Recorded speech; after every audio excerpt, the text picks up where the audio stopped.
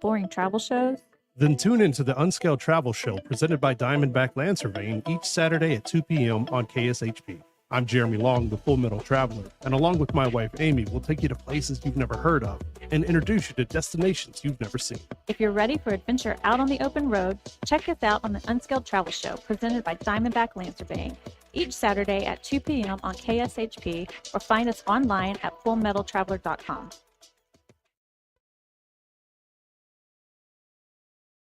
Here's to your health, Monday morning at 7 on KSHP, North Las Vegas, AM and FM, 829-6HP, North Las Vegas, and KSHP.com. The views and opinions expressed in the following program are those of the program's participants and do not necessarily reflect those of station staff, management, and advertisers. It's time for the most interactive radio program in Las Vegas today. It's time for Pushing the Limits with Brian Shapiro. Brian will talk sports, politics, entertainment, and anything that matters to you. Feel free to call Brian at 702-221-7283. You want answers? I want the truth! Now, Pushing the Limits, here's Brian Shapiro. All right, what's up, everybody? Thank you for joining us. It is Pushing the Limits, and it is a Wednesday. Appreciate you being with us. Broadcasting everywhere. Of course, we're on TikTok, Twitter, Twitch, the FM AM dial, YouTube. And for your listening and viewing pleasure, we got a big show lined up for you today. We got some great guests. If you haven't already heard, Kevin McCarthy's been outed. What better person to talk about that? I watched him on CNN yesterday. Does a great job. Former presidential candidate, former congressman. Joe Walsh is going to be joining us here in just a few minutes to give his thoughts on this debacle within the Republican Party, the infighting among the Republican Party, as I would like to say. So we'll be talking with him in just a few minutes. And, listen, I don't feel any sorrow for Kevin McCarthy. We'll get to that coming up here. Byron Donalds, he might be the next House Speaker. There's other names out there. I think Steve Scalise is probably the favorite, Jim Jordan. So we'll get to all that stuff. And, Byron Donalds is just a disaster. I'll talk a little bit about him coming up a little bit later on in the program as well. Some national news to discuss later on in the show. There have not been many PGA Tour events where a female is allowed to play in the event. But guess what? It's going to happen in Las Vegas next week. Yeah, they just announced it today. It's national news. It's big news. Lexi Thompson, who's one of the best female golfers in the world, has received an invitation to play in the Shriners Hospital for Children's Open. Some people agree with it. Some people disagree with it. The director of the Shriners Hospital for Children's Open, Patrick Lyndsey, is going to talk about that. He's going to be joining us in hour number 2. So as I mentioned, a lot to get to. But Kevin McCarthy's out. Kevin McCarthy is gone. And he also said he will not run again. And it doesn't seem like there's a clear alternative. As I said, Steve Scalise and Jim Jordan both announced their bid for Speaker today. Patrick McHenry is the interim Speaker. So what did Patrick McHenry do? What did he do? The first thing that the interim House Speaker did, guess what it was? It wasn't to help the American people. It wasn't to unify the Republican Party, although maybe what he did might have. It was to tell Nancy Pelosi to get her stuff out of her office, and she's gone. That's the first thing that he did. Nancy Pelosi said, with all the important decisions that the new Republican leadership must address, which we all are eagerly awaiting, one of the first actions taken by the new Speaker was to order me to immediately vacate my office in the Capitol. Sadly, because I am in California to mourn the loss and pay tribute to my dear friend Dianne Feinstein, I am unable to retrieve my belongings at this time. What did the Republicans do when they took the House? What's the first thing that they did? Did they do anything to help you? Did they do anything to help lower gas prices? No. The first thing that the Republicans in the House and Jim Jordan did was investigate Hunter Biden and show naked pictures of him like Marjorie Taylor Greene did on the House floor. Republicans don't care about you. If they did, they wouldn't be concerned about getting Nancy Pelosi's stuff out of her office. If they did, they wouldn't be so concerned about Hunter Biden and his unloaded gun that he possessed for 11 days. The only gun that Republicans care about in this country is Hunter Biden's unloaded gun that he possessed for 11 days. They don't care about AR-15s. They don't care about the guns that are killing our children. You think Matt Gaetz did this because he cares about you? Matt Gaetz did this for himself, and it was a political ploy. Matt Gaetz was the mastermind behind this. I guarantee you Matt Gaetz cares more about his Venmo account and the women that he's hanging out with than you. You really think Matt Gaetz outed Kevin McCarthy because he thought, oh, he's just a bad guy and, he's not helping the country? No, of course not. Matt Gaetz did this for one person, Matt Gaetz. The Republicans are in disarray. But when it comes to Kevin McCarthy, and when it comes to feeling sorry for Kevin McCarthy, I don't feel sorry for this guy at all. You want to know what Kevin McCarthy is all about? I'll tell you what he's all about. Within 24 hours of January 6th, do you remember that speech that he made? I couldn't believe it. He showed a little bit of honesty, where he spoke in the House chambers and he said Donald Trump bears partial responsibility for the January 6th insurrection. Then he got a call from Donald Trump. Trump was very angry, and they had a meeting at Mar-a-Lago, and he drove to Mar-a-Lago, and he kissed the ring of Donald Trump because Kevin McCarthy has no backbone, and he is a coward. So no, I don't feel bad for Kevin McCarthy. But make no mistake about it, this happened because of the MAGA Republicans and the people out there like the Matt Gaetzes of the world and the Lauren Boeberts and the Marjorie Taylor Greens. That's why this happened. Republicans do not know how to govern, period. And they are an embarrassment to this country. Now, if you want to know what Matt Gaetz had to say, I have some audio for you. This is what Matt Gaetz said moments after Kevin McCarthy was outed in the House chambers. Have a listen to Matt Gaetz. To whose benefit? People have called you a narcissist. People say that is to your benefit alone. Is it to the benefit of you and to Donald Trump? It's the benefit of this country that we have a better Speaker of the House than Kevin McCarthy. Kevin McCarthy couldn't keep his word. He made an agreement in January regarding the way Washington would work, and he violated that agreement. We are $33 trillion in debt. We are facing $2.2 trillion annual deficits. We face a de-dollarization globally that will crush Americans, working class Americans. Kevin McCarthy is a feature of the swamp. He has risen to power by collecting special interest money and redistributing that money in exchange for favors. We are breaking the fever now, and we should elect a speaker who's better. Yeah, now all of a sudden Matt Gaetz cares about all the debt they're in. Funny, he didn't really care too much about that when Donald Trump was president of the United States because he's full of crap. That's why. And all of a sudden now he cares about special interest money when Jared Kushner took $2 billion from the Saudis. How about the hundreds of millions of dollars that Donald Trump's daughter received from China? Now all of a sudden Matt Gaetz cares about special interest money and debt because he's a fool is what he is. He's a clown. And listen to what Sean Hannity now said in regards to Donald Trump being speaker. Have a listen to this. McCarthy will not seek the speakership again. Now, sources telling me at this hour some House Republicans have been in contact with and have started an effort to draft former President Donald Trump to be the next speaker. And I have been told that President Trump might be open to helping the Republican Party, at least in the short term, if necessary, if it's needed. Anyway, McCarthy will not. Yeah, so Sean Hannity now talking about Donald Trump being the next House Speaker. Please bring it on. This will never happen. Why? And if it did happen, it would be a disaster because it's actually work. To be the House Speaker actually takes a lot of work, something Donald Trump is not willing to do and has never done his entire life. Donald Trump would actually have to do work. I don't see this happening at all. If it did happen, he'd probably last a week. So that's not going to happen at all. I think Liz Cheney said it best. Listen, I don't agree with Liz Cheney on a lot of things, particularly policy. But I do have some respect for Liz Cheney because she decided to do the right thing over her own political career. And I respect anybody who does that. I would say the same thing about an Adam Kinzinger or a Mitt Romney. There are some good Republicans out there that I might disagree with on policy, but I have a lot of respect for them. And Liz Cheney is certainly one of them.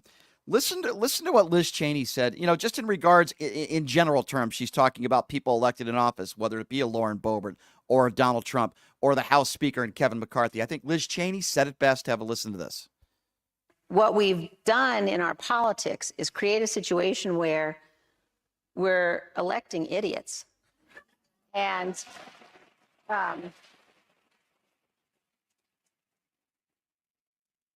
so I don't look at it through the lens of like, is this what I should do or what I shouldn't do? I look at it through the lens of how do we elect serious people? And I think electing serious people can't be partisan.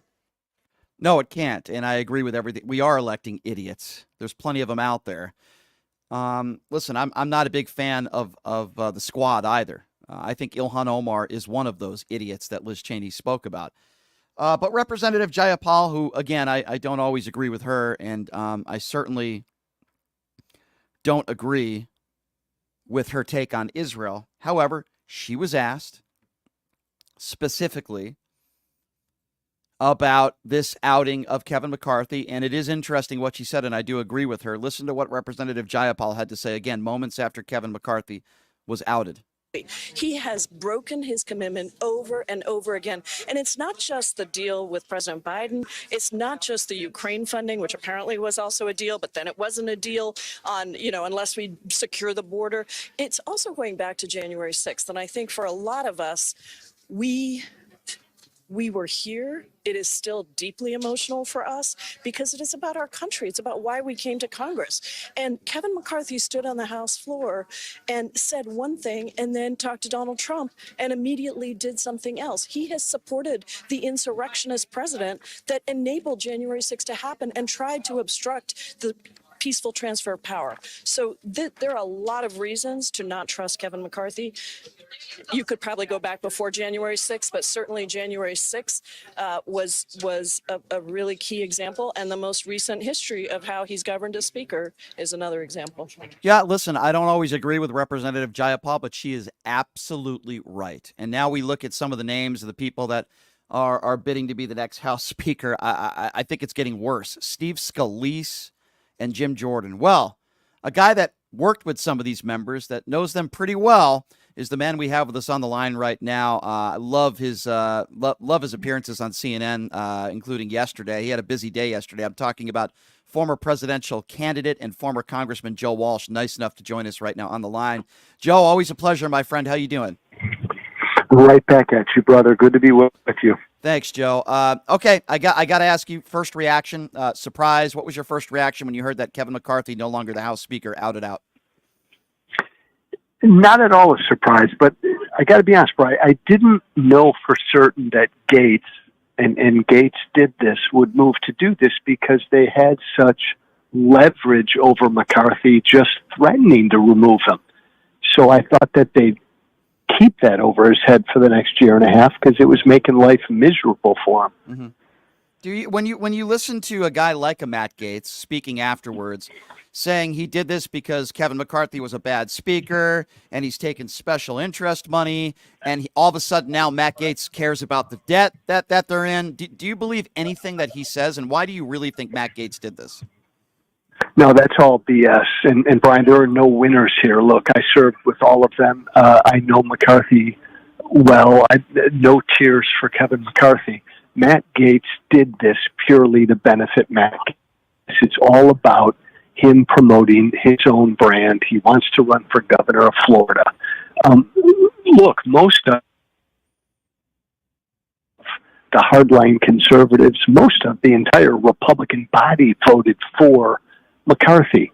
This was a Gates-led thing. It's personal against McCarthy. And he's promoting his brand. That's what he wants to do.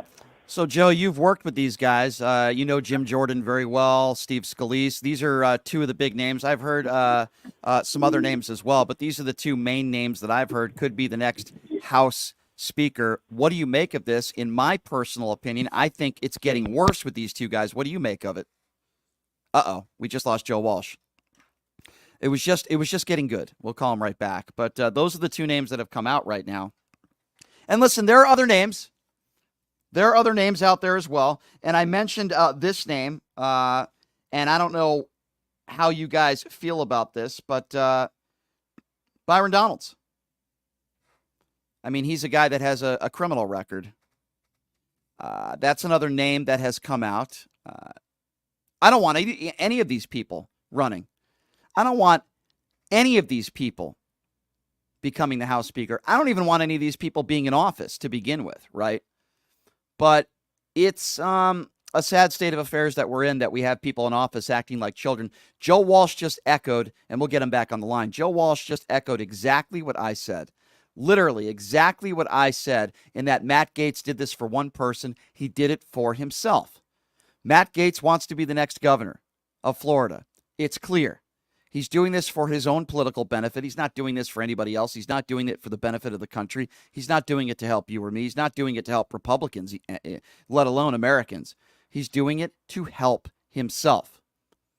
And many of these Republicans that are in office today care more about themselves than they care about you.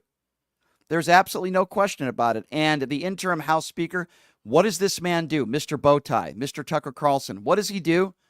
The first thing that he does, he doesn't want to unify the Republican Party. He doesn't want to unify America. The first thing he does is he wants to get Nancy Pelosi's stuff out of her office. That's the first thing that enters his mind. And it's sad. It's pathetic. It's wrong. But this is where the Republican Party is right now. They're very divided. You have the MAGA supporters on one side. You have the moderate, and there's not many of them, but there are some moderate Republicans on the other side, and then everybody else in the middle. And it's too late for them to go back. It's too late for the Republicans to go back that have supported Trump all this long, and now they'll say to themselves, geez, you know what? Maybe we should support somebody else. It's too late. You kissed the ring of Donald Trump for way, way, way too long. It's too late. So here we are. Here we are, ladies and gentlemen. And we are now 24 hours into the outing of House Speaker Kevin McCarthy. Here we are. What do you guys think about this? What do you guys think of Matt Gaetz and Matt Gaetz's intentions? What do you think about this? Who would you like to see be the next House Speaker? I can tell you right now, if it's Donald Trump, it's going to be an absolute disaster. An absolute disaster. It actually takes real hard work to be the House Speaker. Mark my words on this. Get the popcorn out. I welcome it. Go ahead and let Donald Trump be the House Speaker. It will be an absolute you-know-what show, and it will be a disaster. As I say before and I say again, Republicans do not know how to govern. They do not. And I'm happy that we didn't have a government shutdown, but I wonder what's going to happen in a month and a half. Are Republicans going to be able to come together and do something about this? Or are all the people on food stamps not going to be able to be on food stamps anymore, and all these government workers not being paid? What is going to happen in a month and a half? This is a disaster. And it's a disgrace. And I'm going to open up the phone lines, and I want to know what you guys think about this. It's par for the course for the Republican Party. I'm going to give out the number, 702-221-7283. This is a live radio show, so it's not just on social media. So if you guys would like to call, and I want to hear your thoughts. What do you think about Kevin McCarthy being outed? What do you think about what Matt Gaetz said? Now, Matt Gaetz was asked about why he did this. He said, we need a better House Speaker. We're in all this debt. And then he talked about special interest money. My response to that is, when Donald Trump was president, you didn't seem to complain about Jared Kushner receiving $2 billion. You didn't seem to complain about hundreds of millions of dollars that Donald Trump's daughter received from the Chinese government. You didn't seem to care about that type of special interest money. And now all of a sudden Matt Gaetz cares about the debt. Look at the debt that we are in and compare just Barack Obama's presidency to Donald Trump's presidency, and then give me an answer.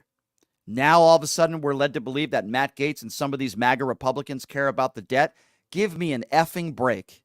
It is a joke. And what Joe Walsh said is correct. This isn't about helping the country or unifying Republicans or getting somebody in there that would be a better House Speaker that to deliver for the American people. It has nothing to do with that. This has to do with Matt Gaetz. But what do you say? I'll give out the number again. What are your thoughts on this? 702-221-7283.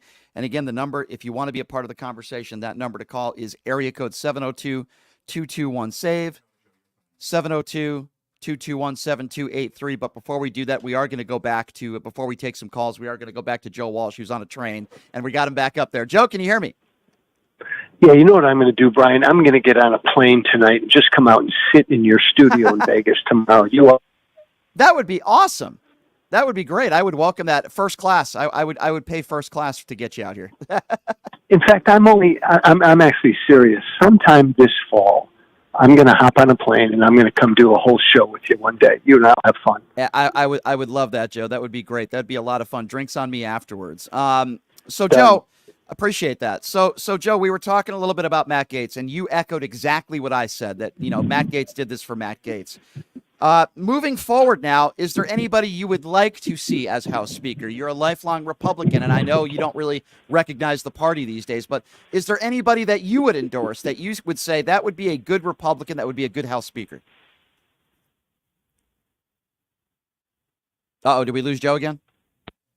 Uh-oh. All right. We're gonna have to say goodnight to Joe, I think. He's on a train, and gosh darn it, I wanted him to answer that question.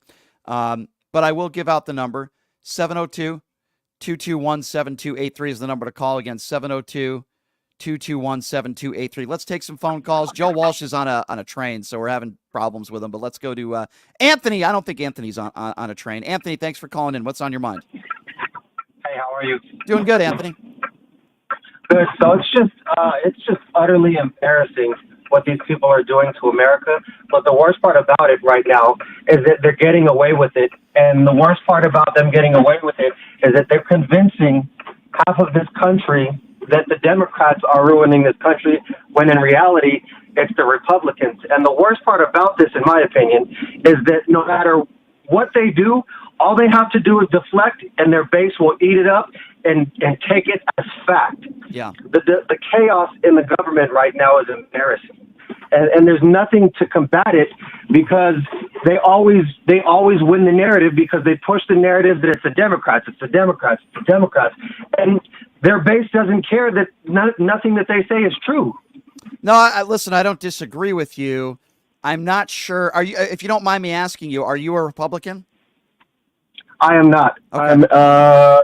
I'm a first-time voting Democrat. Got you. Okay. What I don't understand, Anthony, is there are so many Republicans out there that stay silent, that are not willing to call out their own party. I mean, obviously, we had one of them on the line here for a brief time, Joe Walsh, who ran for president, who is. But where are all the good Republicans out there? There are some that are outing out their own party. I mean, this is the MAGA cult, the Matt Gaetzes, the Marjorie Taylor Greenes, the Lauren Boeberts. I don't feel bad for Kevin McCarthy, because I just think he's an awful, pathetic human being. But at the same time, this is not good for Republicans or Democrats. This is bad for the country. And you're right? This is an embarrassment. And also, my thing, they're getting exactly what they asked for. Before all these people turned coats and decided to support Trump when they were against him in the beginning, Lindsey Graham said it best: if we elect Trump, we're going to get destroyed. And me personally, I wasn't really into politics before Trump's, but his presidency and his, his campaign was rather polarizing, just to see this awful human being. But Anthony, to the level. I agree with what you just said, Anthony. But I just want to stop you with your Lindsey Graham comment, because you're right. Lindsey Graham did say if we elect Donald Trump, the Republican Party is going to go to the crapper. But Lindsey Graham is also part of the problem and the reason why the Republican parties are where they are today, because Lindsey Graham flipped. He kissed the ring of Donald Trump, and he still does that. And that's why the Republican Party is where they're at today. There are people within the Republican Party that sold their soul to Donald Trump, and that's why they're where they're at today. Lindsey Graham at one point used to be a respected individual. No longer he is that. Same thing with Rudy Giuliani. It seems like everybody that has surrounded themselves with Donald Trump, they either are convicted felons, or they're going to be a convicted felon or a co-conspirator, or you name it. And Lindsey Graham is one of them. Let's be honest with you. He was once respected. He's one of them. But it just goes to show you that everything Trump touches dies. Amen, brother. You're not going to get an argument from me. You're absolutely right. Anthony, good to hear from you, my friend. I appreciate the call. Take care. Thank you. Number to call again if you want to be a part of the conversation is 702-221-7283. And again, that number, 702-221-SAVE, 702-221-7283. What are we discussing here today? Of course, we're talking about the breaking news that took place yesterday of Kevin McCarthy outed as House Speaker. What is the first thing that the interim House Speaker does? Does he try to unify the party? Does he try to bring the Republican Party together? Does he try to do anything to fix the problem? No. The first thing the interim House Speaker does, as I like to call him Tucker Carlson the Sixth, with his little bow tie, the first thing that he does is send a memo to Nancy Pelosi's people to get Nancy Pelosi out of her office, get all of her things out, when she is in California mourning the death of her friend Dianne Feinstein. That's the Republican Party today. That is the MAGA cult that is the Republican Party today. If you disagree with me and you're a Republican right now, tell me what Republicans have done recently to help you. What has Jim Jordan passed? He hasn't passed a bill in his life. Is Lauren Boebert helping you? She might have helped her date that night in the theater with a sexual favor. What is Marjorie Taylor Greene doing to help you? And if you're going to make the argument today, oh, Brian, Democrats aren't doing anything. Look at all the bipartisan bills that Joe Biden has passed. Joe Biden is not perfect. Let me be very clear. I don't want him to run in 2024. But look at all the bipartisan bills that Joe Biden has passed. Record unemployment rate in the last 50 years. An infrastructure bill, actually putting some bipartisan gun laws on the books, helping our brave men and women in uniform with health care. What have Republicans done in the last 2 decades to help the American people and help the poor? They're certainly not giving you tax breaks. That's a lie. Maybe tax breaks to the rich and loopholes to CEOs of Fortune 500 companies. Let me give you a perfect example of what I am talking about when it comes to the difference between Republicans and Democrats today. Do you remember when we had that baby formula shortage? This was like, 6 or 7 months ago? Republicans were blaming the Biden administration, right? We have this baby formula shortage. It's all Joe Biden's fault. And what did Joe Biden do? And what did the Democrats do? They put forth the bill that would immediately put baby formula on the shelves in our supermarkets across the country. Pretty reasonable, right? What did Republicans do? They voted against it. So on one side of the coin, Republicans want to blame Joe Biden for everything. They want to blame Joe Biden for the gas prices. They want to blame Joe Biden for our immigration issues. They want to blame Joe Biden because they have a hangnail. But Republicans don't have any substance and they don't have actual real solutions. Oh, they think they do sometimes, right? They think they do. Donald Trump ran on 2 things in 2016 when he was running against Hillary Clinton. He ran on 2 things. What were those 2 things? We're going to build a wall and Mexico's going to pay for it. Mexico didn't pay for it, and he only built 16% of the wall. So don't tell me he's a great policymaker. That was a huge policy failure. Number 2, Donald Trump ran on, we're going to lock Hillary Clinton up and I'm going to investigate her. None of those things happened. Those are the 2 things that he ran on. So don't tell me that he's this great policymaker. Those are policy failures. There is no denying that. Nobody locked up Hillary Clinton. The only person that might be locked up is Donald Trump. Do we remember the chants from the Republican Party? Lock her up. Lock her up. How did that work out for you, Republicans? How did that work out? Not only was she not locked up, she was never convicted, she was never indicted, and there was no investigation. But, for me to call to talk to you MAGA friends out there and say that Donald Trump's a liar, oh, no, Donald Trump tells the truth. Those are 2 main policy failures that Donald Trump ran on in 2016. And I ask you again, what have Republicans done in the last decade, let's just say, or even since Donald Trump took office?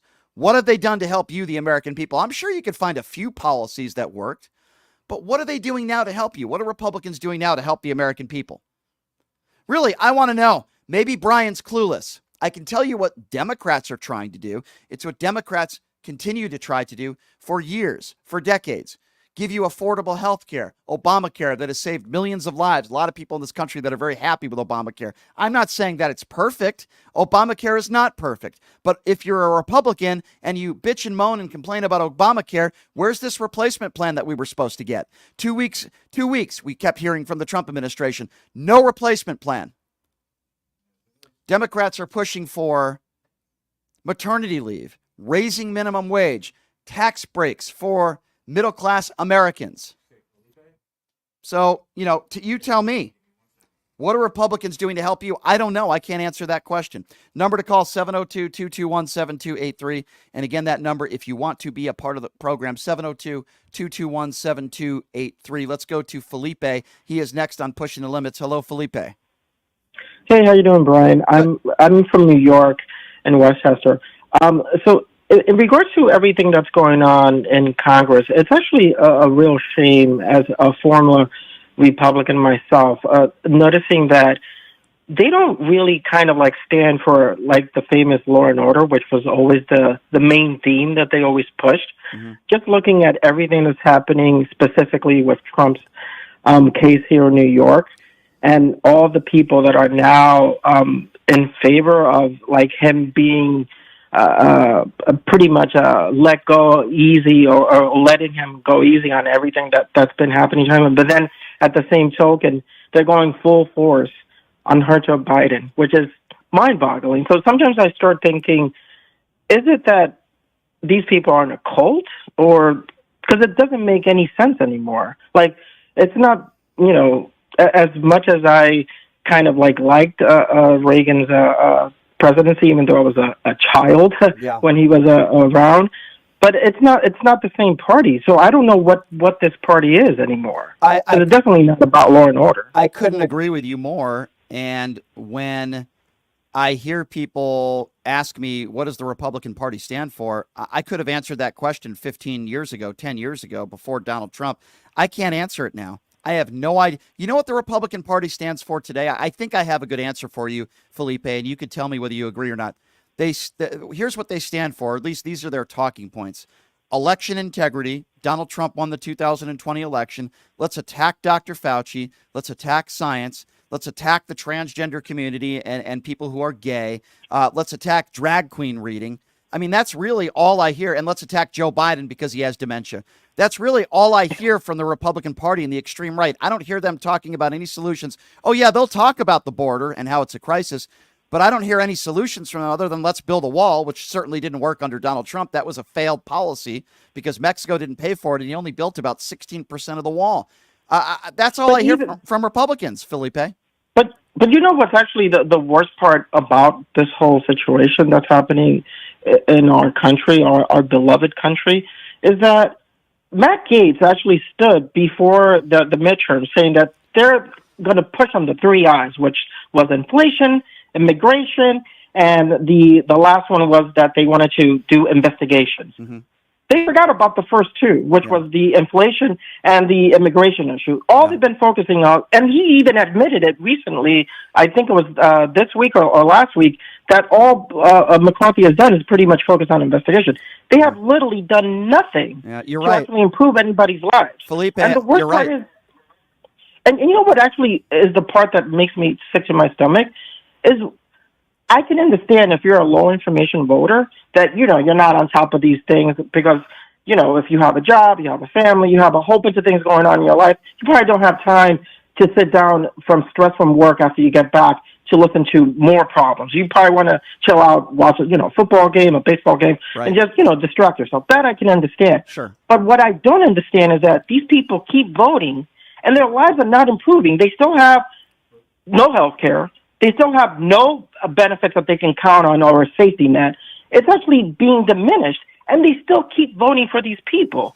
So that's the part that really drives me insane. And Felipe, that I don't you're right. understand. And Felipe, you're right. And I'll respond to that by saying this: the two worst words in this country are Republican and Democrat. Why?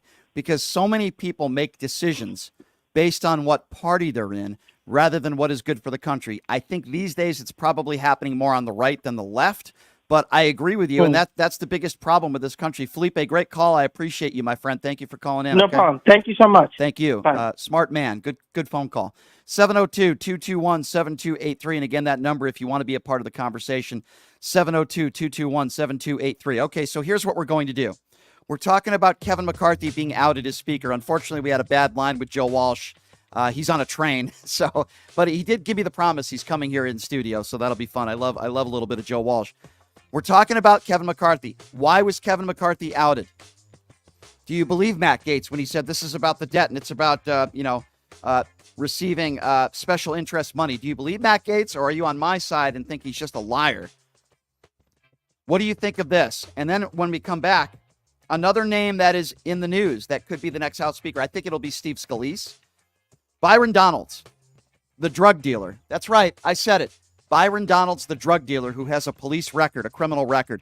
We're going to talk about that. Maybe he could be the face of the Republican Party now, another criminal. We'll talk about that when we come back. And I've opened up the phone lines, getting calls from all over the country. We're going to take your calls next. That number again, 702-221-SAVE. Agree or disagree, I want to hear from you. 702-221-SAVE, even though I can't save all of you. 702-221-7283. We'll be back in 120 seconds, ladies and gentlemen. You're listening to Pushing the Limits right here on KSHP.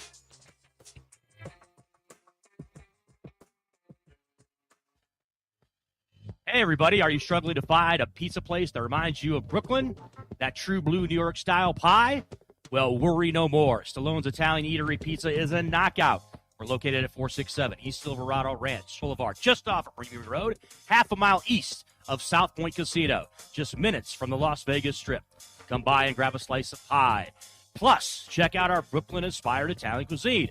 Our sandwiches are super. Hero, that is. Because why be a sub when you can be a hero? Stallone's Italian Eatery is here to serve you phenomenal food, Vegas. Forget about it.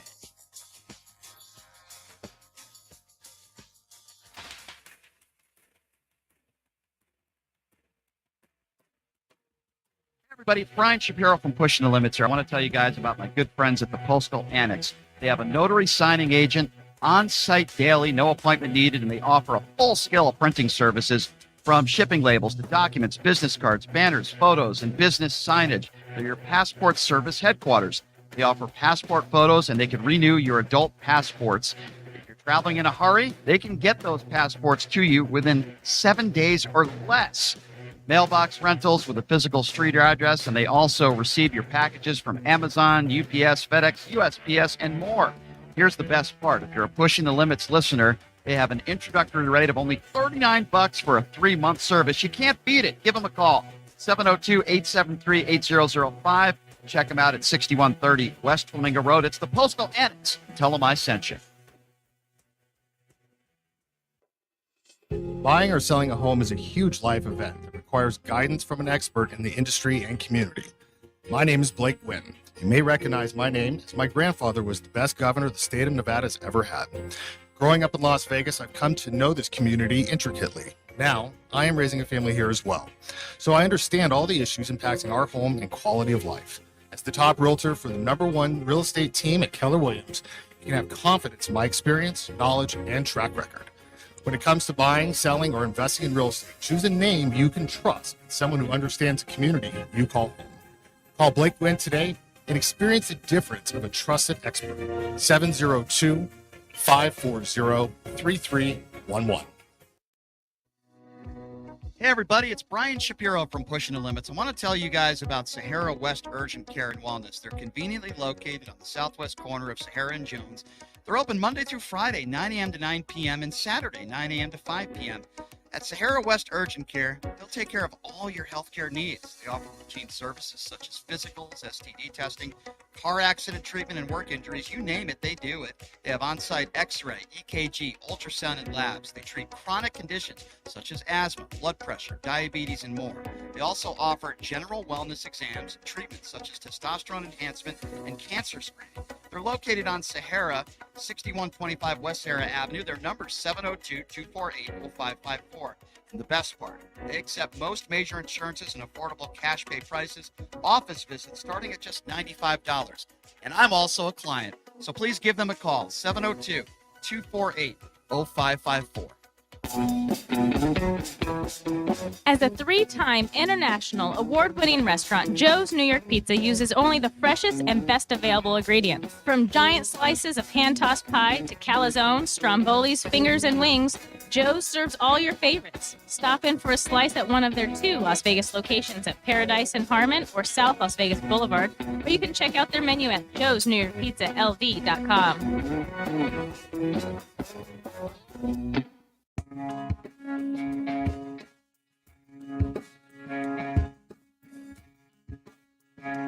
All right, welcome back. It is Pushing the Limits on a beautiful Wednesday in Las Vegas.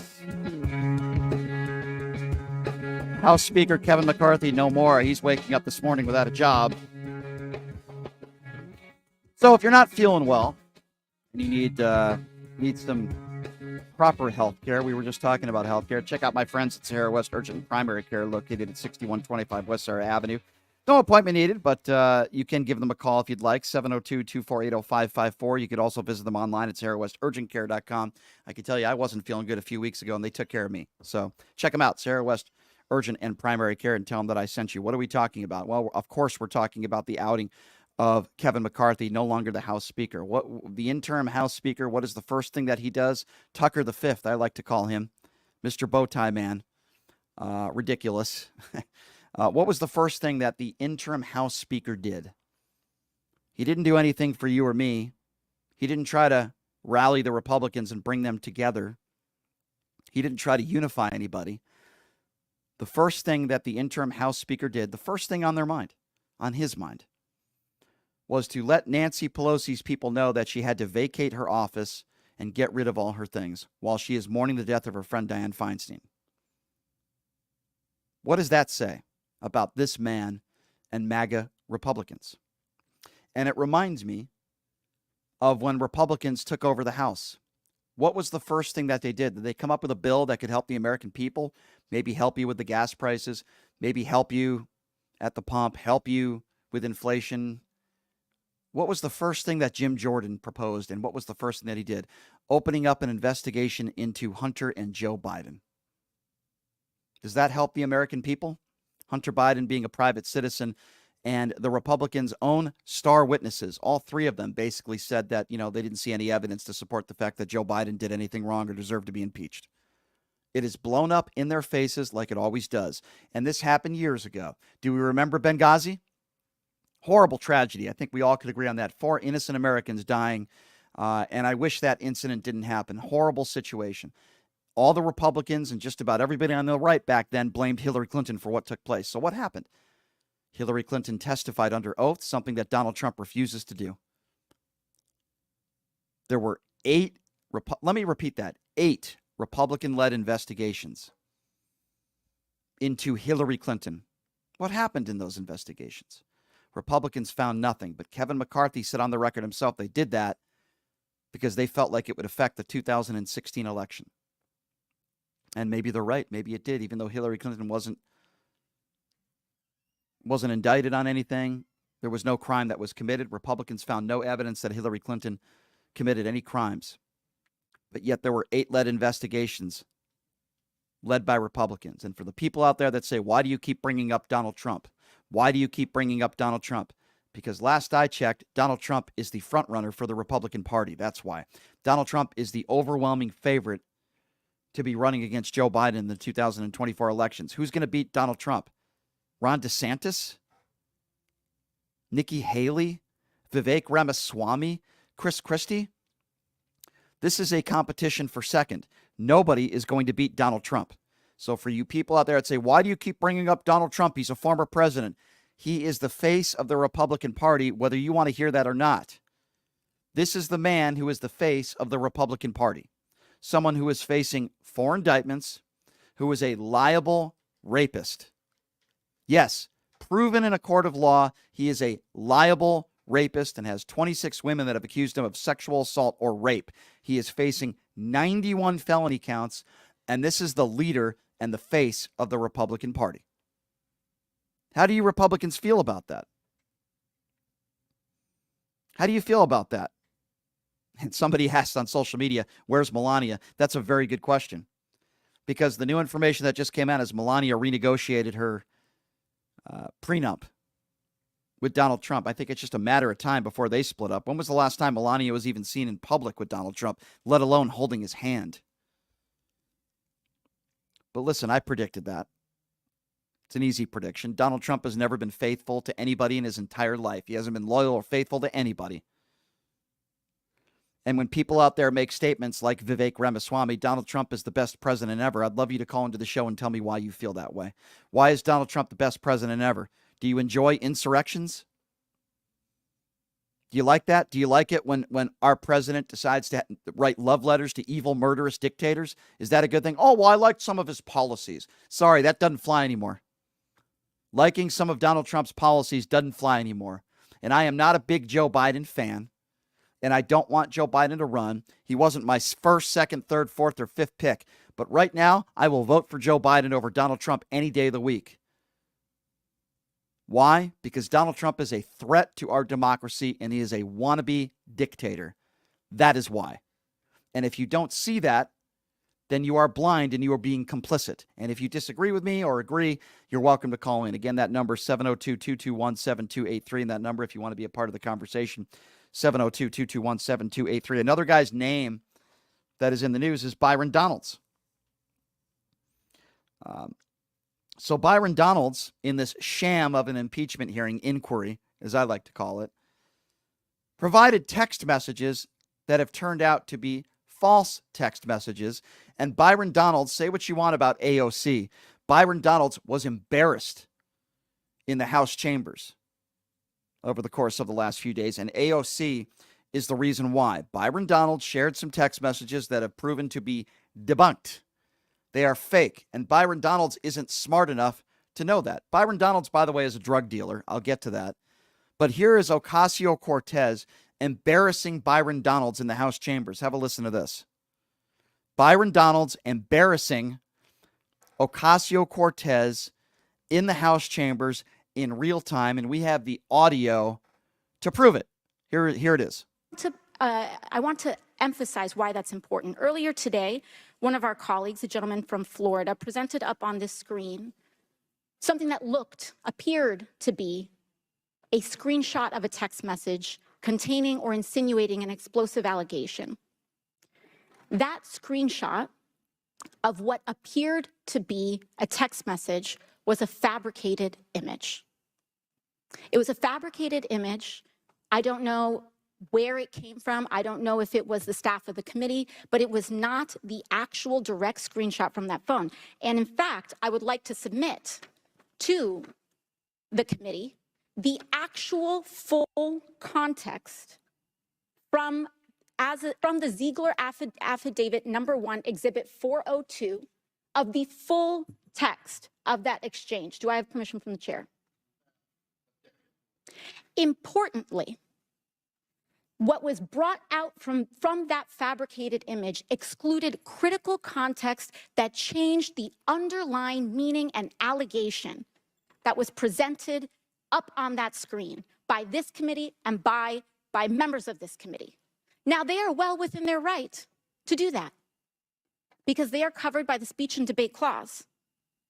This was not submitted by a material or fact witness under oath. That was not submitted by a material or fact witness under oath. So this is Ocasio-Cortez setting the record straight when it comes to Byron Donalds. Now, if you wanted to know a little bit about Byron Donalds and a little history of Byron Donalds, well, here you go. In 1997, Byron Donalds was arrested for drug distribution. The charges were dropped as part of a pretrial diversion program. In 2000, he pleaded no contest to a felony bribery charge as part of a scheme to defraud a bank. His record was later sealed and expunged, thrown out. It's another nice way of putting it. Byron Donalds, at one point of his life, was a drug dealer, and he defrauded a bank. Welcome to the Republican Party. And for all you MAGA idiots out there that love this guy, attacking the libs and owning the libs, because that's more important to you than helping the American people, right? You MAGA idiots. You fools. Welcome to MAGA country, where the majority of those in MAGA country are middle-aged, white, crusty white people who are uneducated and who have no idea who the real Donald Trump is, or Byron Donalds, or Marjorie Taylor Greene, or Lauren Boebert. You all are fools. You're ignorant. It's okay to debate policy. It's okay to disagree with the Biden administration on policy. But for all of you idiots out there, you uneducated MAGA morons, it's a tough pill to swallow, isn't it? This is the man who you support. This is the man who you look up to. And you know what? For those that are within the Republican Party, many of you support this guy still. And for the life of me, I don't understand how. I don't understand why. And as far as the Republicans go, and I'm talking about the MAGA Republicans, Kevin McCarthy included in that, you're the ones who brought the economy to the brinks of collapse over the debt ceiling. You're the ones who forced America's credit rating to be downgraded. You're the ones who opened this impeachment hearing without a vote based on zero evidence. Let me repeat that. Zero evidence. Why would Democrats have someone who's owned by MAGA? You guys are responsible for all that. Not liberals, not Democrats. And this is where the party is at today. Now, some people are saying, getting rid of Kevin McCarthy, it's good for Democrats because it shows you how dysfunctional the Republican Party is today and how they can't govern. Ladies and gentlemen, this is not good for the country. It's an embarrassment to the country. I don't care whether you're a Republican, a Democrat, independent. I don't care what the color of your skin is, what your sexuality is. If you're an American, you're an American. If you're living in this country, this is an embarrassment. We have children running the show in Washington. And it's interesting because Hakeem Jeffries isn't going to be outed. Democrats seem to stand behind him, and they're united behind Hakeem Jeffries. This would have never happened if Donald Trump never became president of the United States. People like Lauren Boebert and Marjorie Taylor Greene and Matt Gaetz, they would have, in my personal opinion, they wouldn't be popular among the Republicans if not for MAGA country and if not for Donald Trump. It's really an embarrassment, and it's despicable where this party is at right now.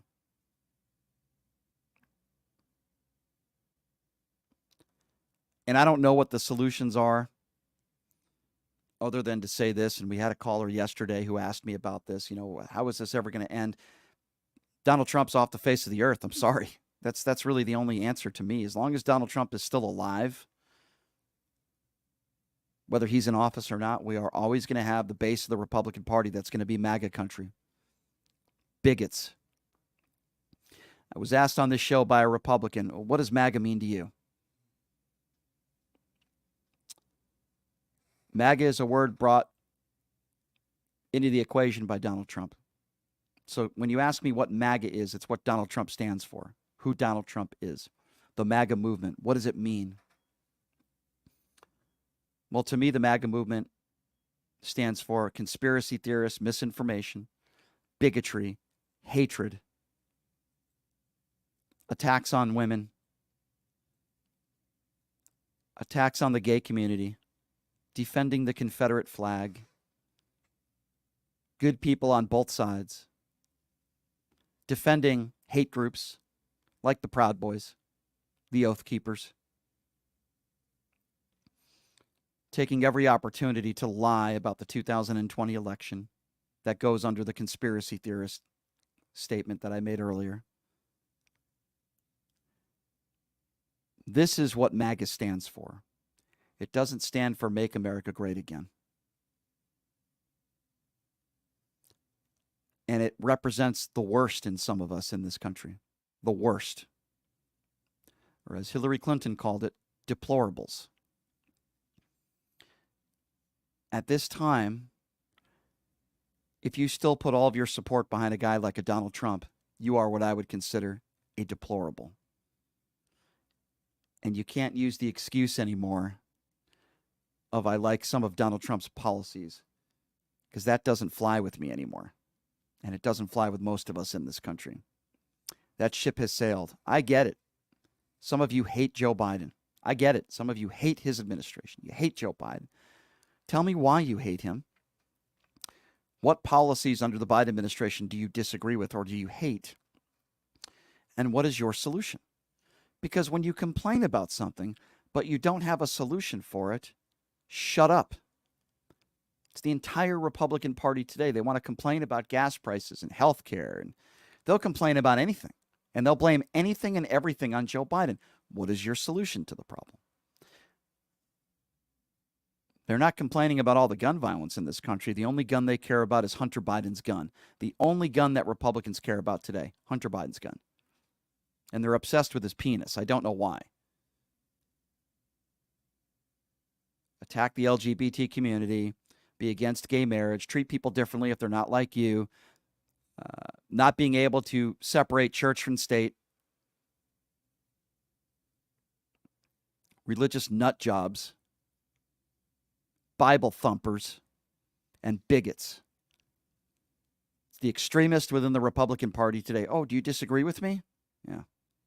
We'll take a quick break and take some calls on the other side. 702-221-7283. And again, that number if you want to be a part of the conversation, 702-221-7283. We'll take a break, and when we come back, yes, there was a big break in the Tupac Shakur murder. But there's a guy behind bars right now that was in the car driving Tupac. His name is Suge Knight.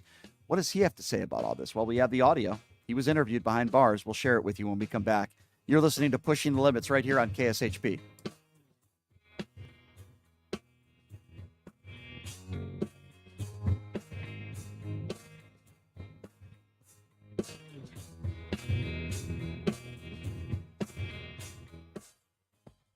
Hey, everybody, are you struggling to find a pizza place that reminds you of Brooklyn?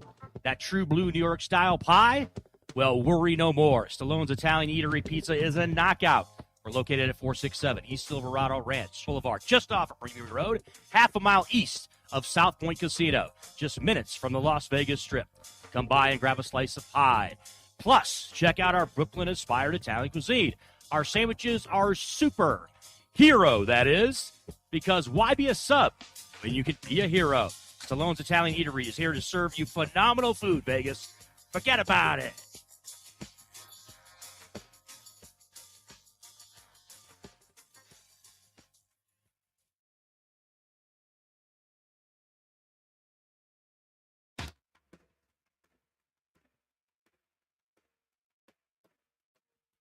Everybody, it's Brian Shapiro from Pushing the Limits here. I want to tell you guys about my good friends at the Postal Annex. They have a notary signing agent on site daily, no appointment needed, and they offer a full scale of printing services from shipping labels to documents, business cards, banners, photos, and business signage. They're your passport service headquarters. They offer passport photos, and they can renew your adult passports. If you're traveling in a hurry, they can get those passports to you within 7 days or less. Mailbox rentals with a physical street address, and they also receive your packages from Amazon, UPS, FedEx, USPS, and more. Here's the best part. If you're a Pushing the Limits listener, they have an introductory rate of only $39 for a 3-month service. You can't beat it. Give them a call, 702-873-8005. Check them out at 6130 West Flamingo Road. It's the Postal Annex. Tell them I sent you. Buying or selling a home is a huge life event that requires guidance from an expert in the industry and community. My name is Blake Wynn. You may recognize my name as my grandfather was the best governor the state of Nevada has ever had. Growing up in Las Vegas, I've come to know this community intricately. Now, I am raising a family here as well, so I understand all the issues impacting our home and quality of life. As the top realtor for the #1 real estate team at Keller Williams, you can have confidence in my experience, knowledge, and track record. When it comes to buying, selling, or investing in real estate, choose a name you can trust and someone who understands the community you call home. Call Blake Wynn today and experience the difference of a trusted expert. 702-540-3311. Hey everybody, it's Brian Shapiro from Pushing the Limits. I want to tell you guys about Sahara West Urgent Care and Wellness. They're conveniently located on the southwest corner of Sahara and Jones. They're open Monday through Friday, 9 a.m. to 9 p.m., and Saturday, 9 a.m. to 5 p.m. At Sahara West Urgent Care, they'll take care of all your healthcare needs. They offer routine services such as physicals, STD testing, car accident treatment, and work injuries. You name it, they do it. They have on-site x-ray, EKG, ultrasound, and labs. They treat chronic conditions such as asthma, blood pressure, diabetes, and more. They also offer general wellness exams and treatments such as testosterone enhancement and cancer screening. They're located on Sahara, 6125 West Sahara Avenue. Their number is 702-248-0554. And the best part, they accept most major insurances and affordable cash pay prices, office visits starting at just $95. And I'm also a client, so please give them a call, 702-248-0554. The National Atomic Testing Museum is a national science, history, and educational institution that tells the story of America's nuclear weapons testing program at the Nevada test site. Located at 755 East Flamingo Road, just east of Paradise, the museum offers immersive, interactive experts for guests of all ages. The museum is Smithsonian certified and open 7 days a week. For more information, visit nationalatomictestingmuseum.org. That's nationalatomictestingmuseum.org. When you bring your vehicle to Star Auto Care for maintenance, you'll have a team of professionals at your service. Every one of our technicians has been factory trained and master status certified to ensure that you receive the highest quality and most effective service. Star Auto Care is located at 3540 East Tropicana Avenue, just east of Pecos. Star Auto Care is confident in their prices and will match any mechanic located within 20 miles. Bring your vehicle in today and let Star Auto Care give you the peace of mind you deserve when you service your car. Visit them online at starautocare.us. Hey, everybody, are you struggling to find a pizza place that reminds you of Brooklyn? That true blue New York style pie? Well, worry no more. Stallone's Italian Eatery Pizza is a knockout. We're located at 467 East Silverado Ranch Boulevard, just off of Premium Road, half a mile east of South Point Casino, just minutes from the Las Vegas Strip. Come by and grab a slice of pie. Plus, check out our Brooklyn-inspired Italian cuisine. Our sandwiches are super. Hero, that is. Because why be a sub when you can be a hero? Stallone's Italian Eatery is here to serve you phenomenal food, Vegas. Forget about it. Open Road Radio, Monday night at 6 on KSHP, North Las Vegas, AM and FM, K29, 6HP, North Las Vegas, and KSHP.com.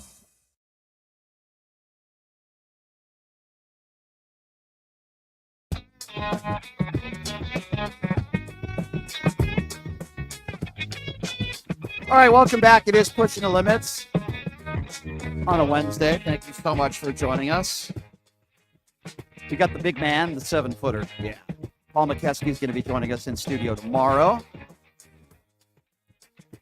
OnlyFans model and internet sensation Nicole Mitchell is going to be joining us in studio on Friday. We'll have some very special guests on that show. That'll be a lot of fun. I went to the Vegas Golden Knights game last night. I got to say, preseason hockey is not really my thing. I'll be honest with you. Kind of a snoozer. But our goaltenders look pretty good. Logan Thompson looked great. And again, it's preseason hockey. And then I believe, it's next week. We've got a lot of exciting things happening here sports-wise in Las Vegas. Holy smokes, ladies and gentlemen. We got that NBA mid-season tournament that's going to be here. That's going to be a bundle of fun. We do have the Lakers playing a preseason game on Monday. Certainly looking forward to that. UNLV football off to a phenomenal start, 4-1 under Coach Odom. I'm not surprised. He's doing a phenomenal job. It's a pretty good football team. Maybe the only good football team in Las Vegas. Well, that's not unfair to Bishop Gorman. They're a pretty good football team, too. Little cheap shot there at the Raiders. Las Vegas Aces in the WNBA Finals on Sunday. I got to be honest with you. I'm more of a college basketball fan at heart, and of course, when the NBA playoffs come around, I get excited. But this is an exciting matchup because it's a really good matchup, and it's the matchup that everybody wanted to see. Of course, I'm talking about the New York Liberty and the Las Vegas Aces. All right, I'll stick to my guns here. And I hope I'm wrong, because as a member of the media, I have no embarrassment in saying I am obviously rooting for the Las Vegas Aces to win. Obviously. But I feel like the New York Liberty, I'm not even going to say they're the better team, but I feel like basketball is a game of matchups, and I feel like it's a really bad matchup for the Aces. Why? Well, I think if it's one part of the game where the Aces really struggle, it's against a really physical team. But the difference between the New York Liberty and some of the other teams that they've faced with bigs is that the Liberty are extremely skilled underneath the basket. They're not just big, they're skilled. And we don't have 3 Asia Wilsons. So this is a really tough matchup for the Aces. I think it's pretty much even at the guard position. The Liberty have some really good guards as well. Maybe you could give the Aces a little bit of an advantage there, but there's no question in my mind the Liberty are better underneath the basket. As good as Asia Wilson is, she can't do it by herself. So, listen, if the Aces can control the boards, limit the Liberty on the glass, especially on the offensive end, then they'll have a good chance to win. But right now, I just think because of the matchup, I know that the Aces are a heavy favorite. I think they're like a 2.5 to 1 favorite. I completely disagree with that. I think the Liberty are getting one of the first 2 here in Las Vegas. I really do. I hope I'm wrong, but that's my feeling on it. I think it's going to go the distance this series, and I think the Aces are going to have a tough time. So we'll see what happens. But anyway, just another sporting event. Oh, yeah, Formula One. I didn't even mention that. That's right around the corner. We got the Super Bowl here. What is not happening in Las Vegas? We have the Super Bowl here this year. We have Formula One. We've got college football. We've got a ton of, I didn't even mention all the college basketball tournaments we have here. We have a ton of college basketball tournaments here in Las Vegas. And of course, we have the NHL season right around the corner, or preseason. It wasn't much of a game last night, I'll be honest. I didn't have a ton of fun, but I was sitting next to Chris Wynn, who lost another bet, who bet on the Vegas Golden Knights yesterday, who failed to score a goal. How often does that happen at T-Mobile Arena? And he was bitching and moaning throughout the entire game. I say, why would you bet on preseason hockey? But I do too sometimes, so it's all good. But yeah, there's a lot of exciting stuff around the corner. That's the point I'm trying to make. And I'm looking forward to the WNBA finals. I think it's going to be a lot of fun. It's going to be very competitive, and these are by far the 2 best teams in the WNBA. It's what everybody wanted to see. What I don't understand is why are these games not sold out? They should be sold out. And they can say they're sold out, but then I go to the game and they claim it's sold out, and I see like 2,000 empty seats. Everybody should be in their seats and watching this game, or standing up, whatever. Everybody should be in the arena. Because this is the mecca of women's college basketball, and you're seeing some of the best women's some of the best women's professional players in the world. And probably the 2 best female players in the world. I know you can make the argument for the chick who plays for the Connecticut Sun. I know you can make that argument because she won it, or she came in second in voting. I'm sorry. But there's no doubt I think you're watching the 2 best female basketball players in the world duke it out. So it's going to be fun, and I'm looking forward to that.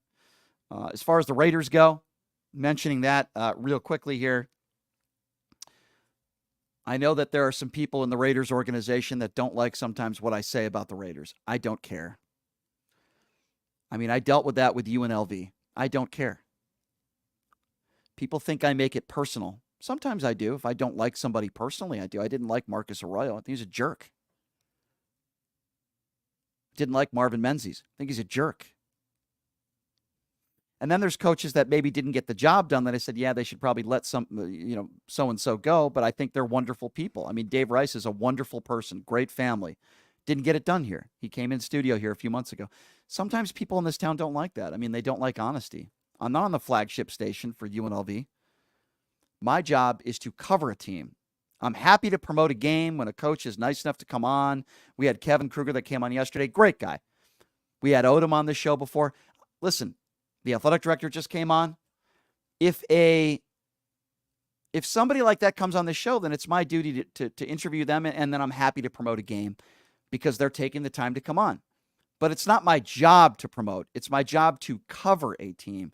And I believe there are people in this city, not that I believe, I know, there are people that cover teams in this city that fail to criticize any of the local teams here.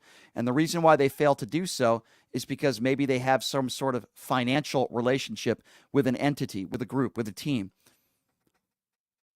I don't know. That's just me. If I was on the flagship station for, say, the Raiders, you don't have to get personal, but you should be able to criticize, and you should be able to criticize Mark Davis for not being a good owner, because I'm sorry he's not. He might be a good guy. I like Mark Davis. I think he's a nice guy. I've had a couple really nice conversations with him. He's a really nice man. He's not a good NFL owner, and he makes bad decisions. And I know his excuse would be, well, wait a second, our starting quarterback is hurt. Wait a second. Listen, Josh McDaniels is 7-14. Stop it with the excuses.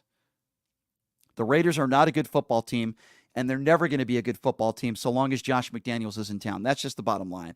Disagree with me? I'll make a bet with you right now that Josh McDaniels never gets over 500. It's not going to happen. He's 7-14 right now. Mark Davis made a very, very bad decision, and he's made plenty of them, but this was a really bad decision. And Versace is coming back to town after John Gruden was let go, after his despicable statements. Nobody should feel sorry for John Gruden. That $100 million contract that Mark Davis gave him is a joke. I don't know what's a bigger joke, the $100 million contract or the haircut that Mark Davis has. I don't know. They're both pretty bad. But Gruden out the door, and then you have a coaching staff that gets the Raiders to the playoffs. They did a phenomenal job, and they competed, and they almost beat the Bengals, a team that made it to the Super Bowl. That was a big mistake letting that coaching staff go. Big mistake. And I said it at the time, and everyone was disagreeing with me. Well, how did that turn out? Josh McDaniels can't coach. I don't want to hear about what he did in New England because it means nothing in the grand scheme of things. Nothing. You had the best coach, arguably, in the history of the game, and Bill Belichick, and probably the best player, not just the best QB, in the history of the game. You could have a 10-year-old drawn up plays, and the Patriots would have been fine. So I'm not giving Josh McDaniels any credit. I'm sorry, I'm not. I don't care what you've done as a defensive coordinator. I don't care what you've done as an offensive coordinator. I care what you've done as a head coach because you're the boss and you're in charge. And Josh McDaniels failed in Denver, and he is failing miserably in Vegas, period. And Mark Davis needs to show some guts. And if they lose 2 of their next 3 games, you have to let him go. Listen, the Patriots are awful. They probably will beat the Patriots. As far as this Packers games, and I believe it's the Monday night game. It's the Monday night game, yep. I have no idea what's going to happen. I don't know. I would assume Garoppolo is going to be the starter. I have no idea what's going to happen in this game, but they better win. They better win. Josh McDaniels is getting paid a lot of money. And then that third game is Chicago. Chicago Bears, the worst team in the league. So if they lose to Chicago, he deserves. I agree with you. Gone. Yeah, I mean, I think he should be gone right now. But in being realistic, I agree. I think if they lose 2 of their next 3, which could very easily happen. It could happen. I tend to think they're probably going to win 2 of their next 3 because the teams they're playing. I mean, listen, the Packers aren't they're not a slouch. I mean, but the Patriots were embarrassed over the weekend. They scored 3 points. And the Raiders' offense is pathetic. And their defense isn't much better. So I don't know what's going to transpire here with the Raiders over the course of the next several weeks. I really don't know. What I do know is Josh McDaniels is never going to get this team to where Raider Nation wants it. And the criticism for Mark Davis is absolutely fair. The criticism for Josh McDaniels is absolutely fair. It's not like we don't have players on this team. It's not like we don't have talent. When you compare it to other teams in the league, we absolutely do. Josh Jacobs is a phenomenal talent. Max Crosby, phenomenal player. Makes life miserable for the opposing QB. Devontae Adams is one of the best receivers in all of football. He's very unhappy. This team has what it takes to be a playoff team. I'm not saying they're a team that should be contending for a Super Bowl. That's not what I'm saying. What I am saying is this team has the talent to at least be a team that is a playoff team. And I understand they're in a very difficult division. I get that. It's very competitive. I understand all of that. This team should not be struggling the way they are. So we'll have to wait and see what happens. And for anybody from the Raiders organization that's monitoring what I am saying, I hope I didn't offend anybody. God forbid somebody shares their opinions on the radio about a team that they cover. I know that's really hard for some people to accept. Yes, folks, I'm being a little bit sarcastic, but I've dealt with people in this town before that don't like honesty on the air. I want the Raiders to win just like I want UNLV to win. I want UNLV to win just like I want the Vegas Golden Knights to win, or any team in this town. It could be the Aviators, could be the Knights, could be the Aces, because they're a lot more fun to cover when a team is winning. It doesn't mean I should go on the air every day and kiss the ring of a team. I've never done that, and I never will do that. And again, some people within the Raiders organization, I don't think they like that very much, and that's fine. I really don't care.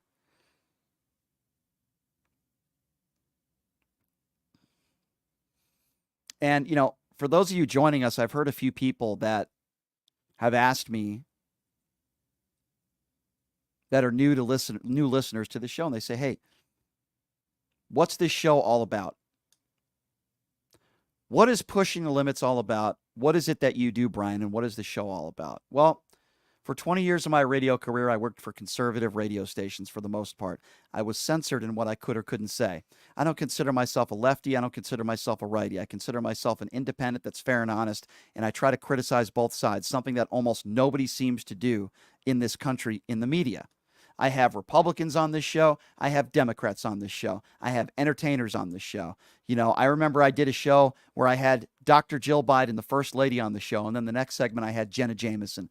That's what I do on this show. I cover it all, something that nobody else in the media is doing.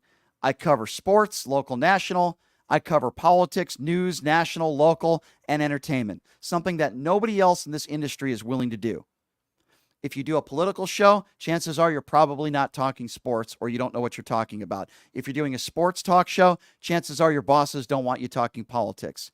That's why this is called Pushing the Limits, because we push the limits every day and we cover anything and everything that is relevant news, sports-wise, political-wise. You name it, we cover it. That's what I do, and I make no apologies for that. And speaking of a story that is both local and national, of course, I'm talking about the Tupac Shakur murder and the fact that there was finally an arrest and charges made. A man by the name of Keefe D, if you didn't know the other day, has been charged with murder. And there's a lot of people that have different opinions on motive and who is this guy Keefe D and who actually pulled the trigger. Somebody that was actually in the car that night driving Tupac, and there were only two people in that vehicle. It was Tupac Shakur in the passenger seat, and it was Suge Knight, former UNLV football player, by the way. I think people forget about that. It's kind of wild. He played on the UNLV football team. So Suge Knight has already been convicted of murder. If you remember, he ran over a guy in a parking lot, and he's probably going to be spending the rest of his life behind bars. Suge Knight was the driver that night. TMZ, it's incredible. They found a way to interview him behind bars. And the question is, is Suge Knight going to be willing to testify? Do you believe this guy Keefe D was involved? Have a listen to this exchange between Harvey over there at TMZ and Suge Knight. It's fascinating. Tell me what your reaction is to the arrest of Keefe D. Well, surprise, number one, because I didn't think Keefe D would never get arrested. Nor do I want to see him get arrested. Let's get one thing straight, first and foremost. Me and Keefe D played on the same Pop Warner football team. And whatever the circumstances, if he had an involvement with anything, if he didn't have any involvement with anything, who want to see? I wouldn't wish somebody going to prison on my worst enemy. The DA says that Keefe D was in the car with his nephew, and that presumably his nephew, according to the DA, is the one that shot Tupac, and that it was done with the full knowledge of Keefe. Do they have it right? There was only two people in the car. And Pac not going to tell the story. I ain't going to tell the story, but I tell you this. And I never had nothing bad to say about Orlando because, number one, he wasn't the shooter. Number two, he came to my hearing and told to let me go and told the truth. They still didn't let me go. If you are called to testify in this case? I wouldn't be. Why not? Yeah, I wouldn't be. Why not? Well, number one, because I'm not going to get on the stand and testify on somebody for what? They seem to be saying that Orlando was the shooter and Keefe was in on it, that he had full knowledge of what was going down, and it was revenge for Orlando getting beaten up by Tupac and his team at the MGM after the Tyson fight. Is that correct? No. Then who shot Tupac? It wasn't Anderson, so that's all I got to say about that part. To summarize, you are saying Orlando was not the shooter, although you won't say who the shooter was. You are not saying whether Keefe was involved in any way in the shooting. And you are saying that if you're called to testify by either side, you will not comply. You will not testify. Do I have that right? 1,000%. I wouldn't go. I wouldn't testify. None of that. Okay, so a lot of things to dissect from that interview. What I find interesting, and let's start from the beginning here, Suge Knight is not the most honorable, reputable, and honest person. Okay, he's a murderer. So I do take some of the things that he says with a grain of salt. But with that being said, I also understand from Suge Knight's perspective, he doesn't want a narc. He doesn't want to be known as a narc, a tattletaler, whatever you want to call it. Even though this was murder of his friend, and they tried to murder him too, he does not want to say who killed Tupac, even though there's no doubt in my mind that Suge Knight knows exactly who it was. Here's what I find interesting in that interview, and here's where I believe Suge Knight. He says there were only 2 people in that vehicle. Why would he lie about that? If there were 4 people in the vehicle, he would have said there were 4. He's saying there were only 2. I believe Suge Knight because there's no reason for him to lie about that. Metro police are saying that there were 4 people in the vehicle. So I don't know if there's other corroborating evidence that proves that there were 4 people in the vehicle, but Suge Knight says there were 2. I tend to believe him on that.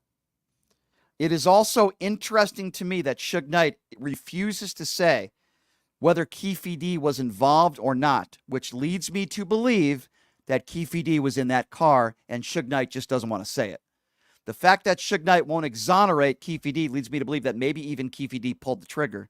But it is interesting because that guy Orlando, who died a couple years later, everybody said that Orlando was the guy who pulled the trigger. And for whatever reason, Suge Knight's saying, no, it's not who pulled the trigger. Orlando's dead. I would think that if he pulled the trigger, Suge would maybe be honest. And I know he doesn't want a narc, but when it comes to Orlando, Suge Knight is saying, no, he did not pull the trigger. When it comes to Keefe D, he's not ruling anything out. He's not saying whether Keefe D was there or not. Again, read between the lines. I think that leads me to believe that Suge is basically saying that either one of 2 things. Yes, Keefe D was absolutely in that car, and or Keefe D was absolutely the guy that pulled the trigger. That's kind of what I take from that interview. I also find it interesting, but not surprising, that if Suge Knight is called to testify, he will refuse to do so. And listen, I understand being old school, whether it's a Sopranos type situation. You never want to be labeled a narc. You could be from anywhere. You could be from Compton. You could be from New Jersey. Wherever the case may be, you don't want to be labeled a narc. Even if you're going to spend the rest of your life behind bars, it doesn't matter. You don't want to be labeled a narc.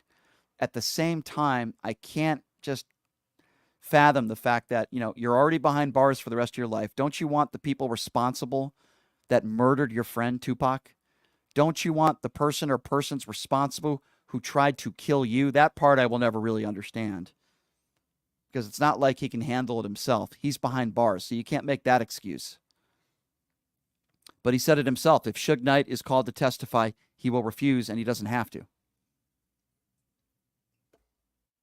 So what do I think happened based on the evidence and what we know? I think Keefe D was absolutely in that car. I think Keefe D absolutely was one of the people who orchestrated the murder of Tupac and the attempted murder. I think Metro has the right person. I think Keefe D is one of the people responsible. He's not the only person responsible, but I think the other person or persons responsible are no longer alive. Did Keefe D pull the trigger? Maybe, but it doesn't matter.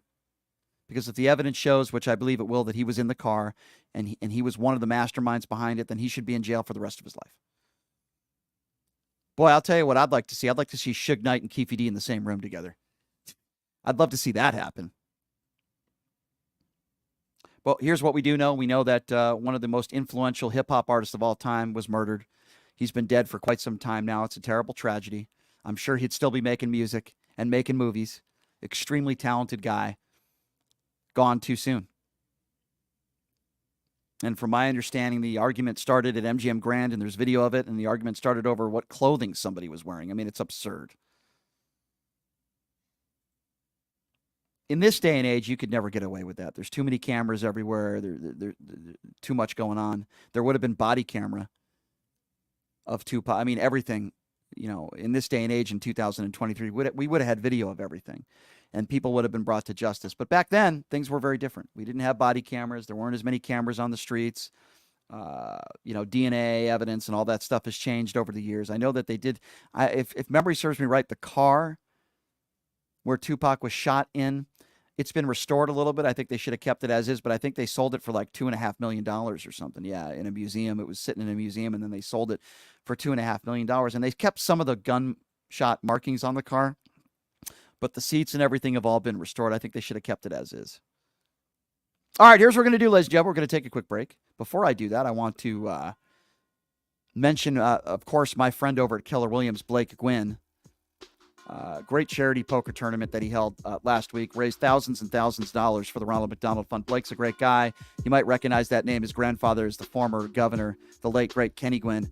And Blake's just awesome. Let me tell you something. He's lived here his entire life. So if you're thinking of buying or selling a home, there's no better person in the Valley to call than Blake Gwynn. Please give him a call, 702-540-3311. And again, that number, Blake Gwynn from the Keller Williams Group, 702-540-3311. And if you mention this show, Pushing the Limits, you're going to get $1,000 cash back. Blake Gwynn, Keller Williams, 702-540-3311. Mention PTL and tell them that I sent you. All right, we're going to take a quick break. When we come back, some controversy in the golf world, and it's right here in Las Vegas. The Shriners Hospital for Children's Open begins next week, and the news broke out today for only the 7th time in golf history, if I'm not mistaken. A female professional golfer named Lexi Thompson is going to be competing against the men in this PGA Tour event. Very interesting, somewhat controversial. We're going to talk to the director of the Shriners Hospital for Children's Open, Patrick Lyndsey, coming up next. You're listening to Pushing the Limits right here on KSHP.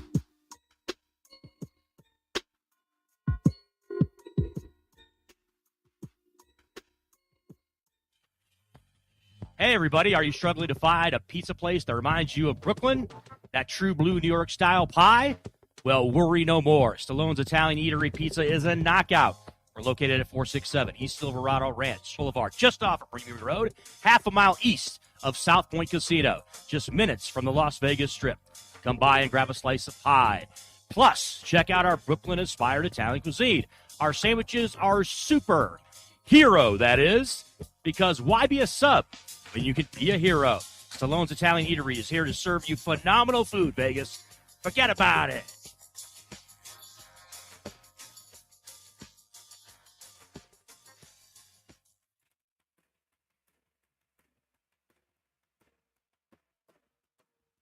Everybody, it's Brian Shapiro from Pushing the Limits here. I want to tell you guys about my good friends at the Postal Annex. They have a notary signing agent on-site daily, no appointment needed, and they offer a full scale of printing services from shipping labels to documents, business cards, banners, photos, and business signage. They're your passport service headquarters. They offer passport photos, and they can renew your adult passports. If you're traveling in a hurry, they can get those passports to you within 7 days or less. Mailbox rentals with a physical street address, and they also receive your packages from Amazon, UPS, FedEx, USPS, and more. Here's the best part. If you're a Pushing the Limits listener, they have an introductory rate of only $39 for a 3-month service. You can't beat it. Give them a call, 702-873-8005. Check them out at 6130 West Flamingo Road. It's the Postal Annex. Tell them I sent you. Buying or selling a home is a huge life event that requires guidance from an expert in the industry and community. My name is Blake Wynn. You may recognize my name as my grandfather was the best governor the state of Nevada has ever had. Growing up in Las Vegas, I've come to know this community intricately. Now, I am raising a family here as well, so I understand all the issues impacting our home and quality of life. As the top realtor for the #1 real estate team at Keller Williams, you can have confidence in my experience, knowledge, and track record. When it comes to buying, selling, or investing in real estate, choose a name you can trust and someone who understands the community you call home. Call Blake Wynn today and experience the difference of a trusted expert. 702-540-3311. Hey everybody, it's Brian Shapiro from Pushing the Limits. I want to tell you guys about Sahara West Urgent Care and Wellness. They're conveniently located on the southwest corner of Sahara and Jones. They're open Monday through Friday, 9 a.m. to 9 p.m. and Saturday, 9 a.m. to 5 p.m. At Sahara West Urgent Care, they'll take care of all your healthcare needs. They offer routine services such as physicals, STD testing, car accident treatment, and work injuries. You name it, they do it. They have on-site x-ray, EKG, ultrasound, and labs. They treat chronic conditions such as asthma, blood pressure, diabetes, and more. They also offer general wellness exams, treatments such as testosterone enhancement and cancer screening. They're located on Sahara, 6125 West Sahara Avenue. Their number is 702-248-0554. And the best part, they accept most major insurances and affordable cash pay prices, office visits starting at just $95. And I'm also a client, so please give them a call, 702-248-0554. Whether you're a corporate executive, on a family vacation, or just passing through, St. George Inn & Suites will meet your specific needs. It's conveniently located near restaurants, shopping, and movie theaters. St. George Inn & Suites offers a variety of room types, 2 fabulous pools and jacuzzis, a fitness center, a free full hot buffet breakfast, and laundry facilities. To make your booking, call 435-673-6661 or book online at stgeorgeinnhotel.com. You need to stop in Southern Utah? Make that stop at St. George Inn & Suites.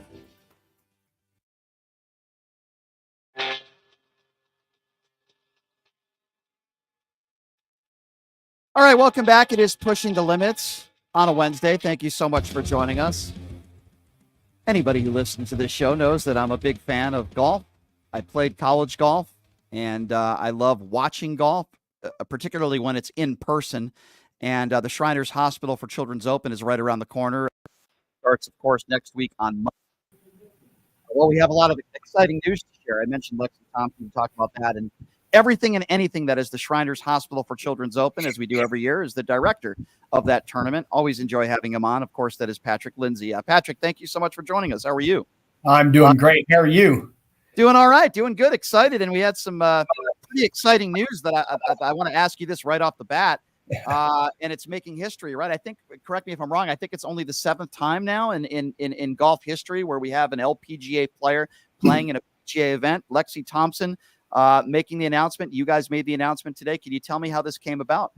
Yeah, for sure. And you are correct. She's number 7, lucky number 7, I think. So hopefully that means she is going to play really well and hopefully be around for the weekend as well. But we're really excited to have Lexi in the field. Have gotten just incredible press on the announcement today, which ultimately is just going to, share with the world a little bit more and hopefully a further demographic of the great work that Shriners does. And, just expose the charity a little bit more through some of her channels. So we're excited about that. But to answer your question, how it came to be, we're pretty close with the agents her team, her agency team, and was talking to them just a couple of weeks ago. And it ultimately came down that, they made an introduction and she had asked, and, we just thought that it could have a really great positive impact on our field, on our city. We're such a great sports town now. We host an LPGA event in town. Our friends at MGM and Baker Hope and Shadow Creek, they host an LPGA event here. There's a lot of history here, and let's just bring it all together, and let's have a great event with Lexi a part of the field, and it's turning out great so far. And I agree with everything you said. Obviously, this is wonderful for the tournament. It's going to even bring more fans out. It's a big national story. Anytime you have a professional female golfer playing in a PGA Tour event, it's a huge story. It'll probably be one of the leading stories on SportsCenter, especially if she goes low and plays really well, which we hope she does. Yeah. But Patrick, you understand that there's always going to be people out there that are going to disagree with the decision. There's always going to be people out there that are going to say things like, well, wait a second, aren't you taking a spot away from a man who is a better player, perhaps, that deserved that spot, and you're taking it away from that person so that you could create buzz to have it. Listen, Lexi Thompson's one of the greatest female golfers in the world. We know that. She's had an unbelievable career. I'm not trying to take anything away from her, but you understand what I'm saying. There's always going to be criticism on the other side. So as the tournament director, if somebody comes up to you and says, aren't you taking a spot away from a man who earned the right to be in that tournament, what would you say to them? Well, I definitely understand that there will be some of that, and not the first time somebody's asked me, and it won't be the last one either. Ultimately, these in this case, this unrestricted exemption is for us to use our sponsor, Enshriners Children's, to use the way that we feel like is gains the most benefit to accomplish their goals on site. And sometimes that is giving it to the best collegiate player. Sometimes that is giving it to a veteran on the PGA Tour. And sometimes there's a rare opportunity to give an exemption to someone like Lexi that really helps us accomplish all the goals that we want to accomplish on site, which is raising awareness for Shriners. And we felt that in this case, in this year, that is Shriners' number one goal, is being a title sponsor of a PGA Tour event. And that is, to make sure we raise as much awareness for the charity through the broadcast and on site. And, for this year, Lexi is going to help us accomplish all those goals. We also, again, I said it earlier, lucky number 7. We think she has a really great opportunity to play well, and we hope that she does. But we just felt like it was the right time for us to do that. And again, she asked. It's not like we get, those. We didn't go out and seek. That team asked us what we thought of that, as Lexi was going to be in town. And the more you think about it, the more you kick it around and talk internally about all the pros and the cons. We felt really comfortable with our decision, and we are grateful that she is going to be here. And I think we're going to have a great week. And the most important pro, I think you would agree with me on this when you talk about pros and cons, is the fact that she's going to create buzz, which means you guys are going to raise more money and in turn saving children's lives. So people can disagree with the decision all they want to, but you win the argument because she's going to be bringing money to the event, fans to the event, and you guys raise the money for charity and it saves children's lives. So I think that ends the debate right there. I don't think anybody can argue that, Patrick, and we're certainly in agreement there, and it's going to be an exciting week. All right, let's talk about this exciting week. Besides Lexi, which is going to be a huge draw, national media following her, of course, can you give me some other names of some commitments of players that you're excited about that are going to be a part of this event this year? Yeah, and we have a few more days, and we believe there's going to be a few more commitments as well. Hopefully, some additional Ryder Cup guys that we feel good about, but we'll see how that turns out over the next couple of days. But our previous champion, Tom Kim, who's a top 20 guy in the world, excited to have Tom back. He's been a great champion for us year round. Doing really well in the FedEx Cup throughout the entire year. So we're excited to have him back. But then kind of skipping to some Ryder Cup guys, including Zach Johnson, the captain of the Ryder Cup. I know it was kind of a rough week for the U.S. team, but it's always great to have Zach come play, who's obviously very intimate in the Ryder Cup as the U.S. captain, along with 2 Ryder Cup guys right now, and hopefully there'll be a couple more. But Ludwig Oberg, who is just going to be a stud. He's already is a stud. But we were really happy to have him join the field, and Nikolai Hogard as well. Brian Snedeker is going to be in the field as well. Cameron Champ, recent winner up in kind of North Nevada, Akshay Bahita. He's going to be in the field as well. So we're excited to see some of those young guys, along with Charlie Hoffman, Taylor Montgomery, Harry Hall, kind of the UNLV alums. Excited to have those guys in the field. Cameron Champ's going to be here. So we're still going to have a lot of really good guys. We feel like our base of players is really good. And hopefully we'll have a few more guys commit prior to the 2 p.m. Friday deadline. And I'm sure you will. And to have a guy like a Zach Johnson, who, of course, is a Masters champion and coming out of the Ryder Cup, that's pretty cool that he's going to be coming back to this tournament. He's been here plenty of times before. And the guys that you mentioned, some of them, they love playing here. And Taylor Montgomery's had a heck of a rookie season. I know he suffered from some injuries, but he's had a hell of a year, too. It'll be cool to see him coming back here and playing as well. Going back to the one more question about Lexi Thompson. TPC Summerlin is not what I would consider one of the longer courses, and that might be an advantage to somebody like Alexi Thompson. And can you imagine what it would be like if we're talking like, say, Friday night, and Lexi Thompson is the first LPGA player to ever make a PGA Tour cut? Can you imagine what that would mean for the tournament if she was able to accomplish that? Well, I think it means a lot to the tournament. It will mean a lot to Shriners. It will mean a lot to, women's sports. I mean, listen, she's an Olympian too. I mean, she turned pro when she was 15, and she's been on the LPGA tour for, over a decade. She is one of the most recognizable female golfers in the world, maybe even all time. And we're just, again, happy to have her in the field. If she makes the cut, I mean, it is the ultimate disturbance of golf, right? And we are hopeful that can happen. But, we'll just see what happens over those first 2 days of competition. I think the golf course can set up favorable for her. It's going to be long, obviously longer than what she typically plays on the LPGA.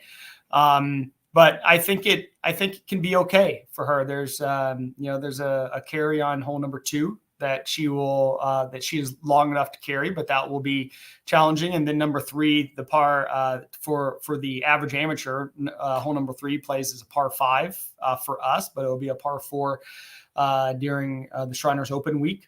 So that'll be another hole that we'll kind of watch and see how she does. But I think she's plenty long enough to be able to manage her way around the golf course and pick her spots. So fingers crossed that she does that, and she posts some positive scores. I agree. I think the key for her is actually going to be her short game.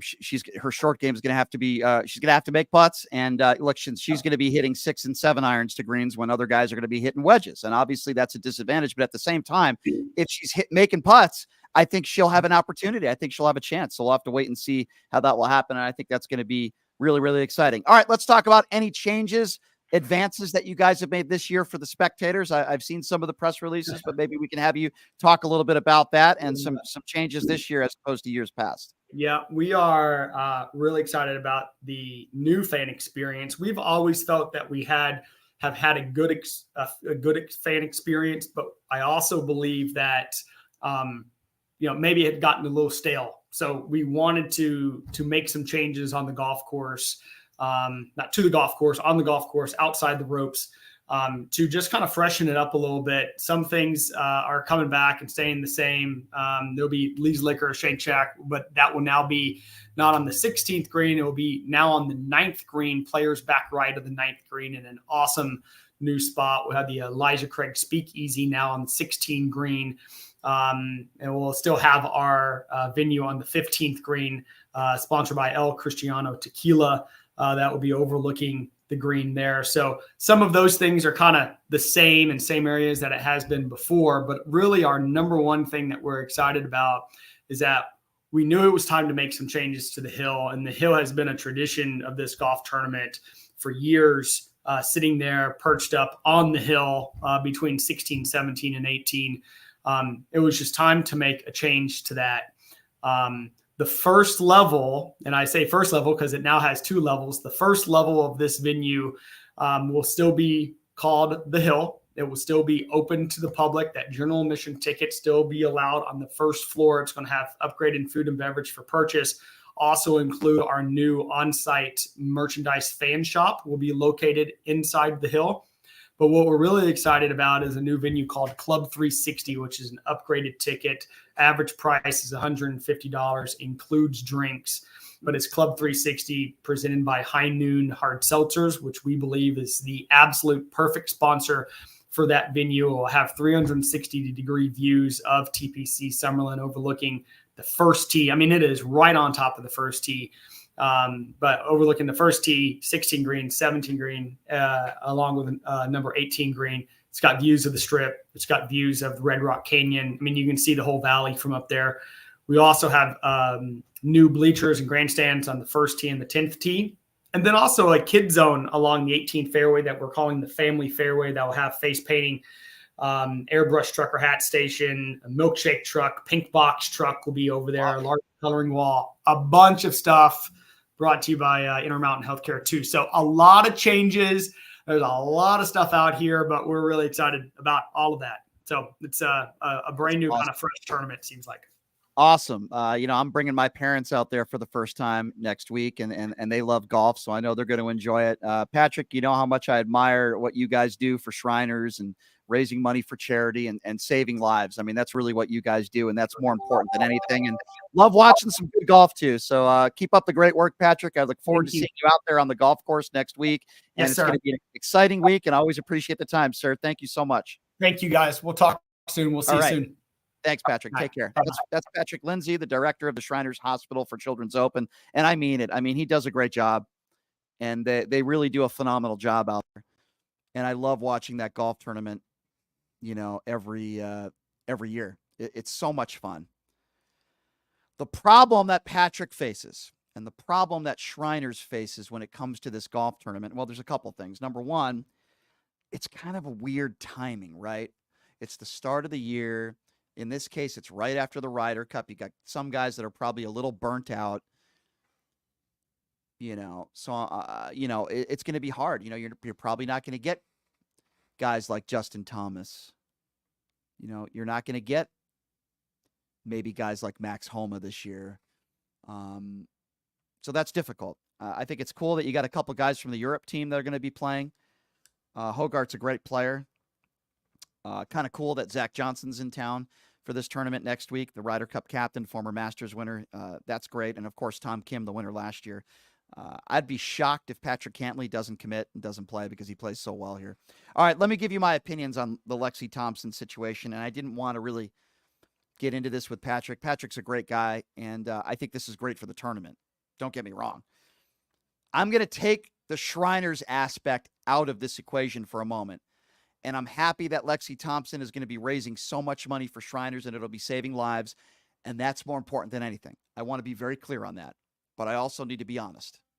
And I'm speaking in very general terms right now about LPGA players, or any female player for that matter, playing in a PGA Tour event. I hold the same opinions on this that I held 20 years ago when it first happened. And I think it's wrong. Here's why. LPGA golfers have almost little to no chance of competing with the men on the PGA Tour. And I understand there's something called the sponsor's exemption, and I get that. But the PGA Tour should be about having the best possible field, not the most popular, the best players in the world. Let's be clear on this. Lexi Thompson would never be able to get her PGA Tour card because she's not good enough. She is a phenomenal female golfer. She's one of the best female golfers in the world, one of the most storied careers in the history of the LPGA Tour. She would not be able to receive her PGA Tour card. And in putting her in a PGA Tour event, you're taking away a spot from someone that is much better and in my opinion, more deserving. That's just my personal opinion. And that has nothing to do. Listen, I'm happy that she's going to be playing. It's going to create buzz around the tournament. And it sounds like they need a little bit of buzz, right? You don't have some of the big players that you've had in years past. So this creates buzz. This is a good thing for the tournament. I'm happy for Patrick. I'm happy that they're doing this. It creates a big level of excitement. I'm excited about that. Watching an LPGA player playing in the Shriners puts us on the map nationally, and it's a big story, and it's great. I'm sharing you my opinion, putting aside that Shriners aspect for a moment, and I'm just giving you my personal take. There's a reason why Annika Sorenstam and some of the best female players to ever play the game have been unable to make a PGA Tour cut because they are not good enough to compete. I would be shocked beyond belief if Lexi Thompson was able to make the cut. And this is probably not the best field that they've ever had, but these are still professional professional PGA players and still world-class players.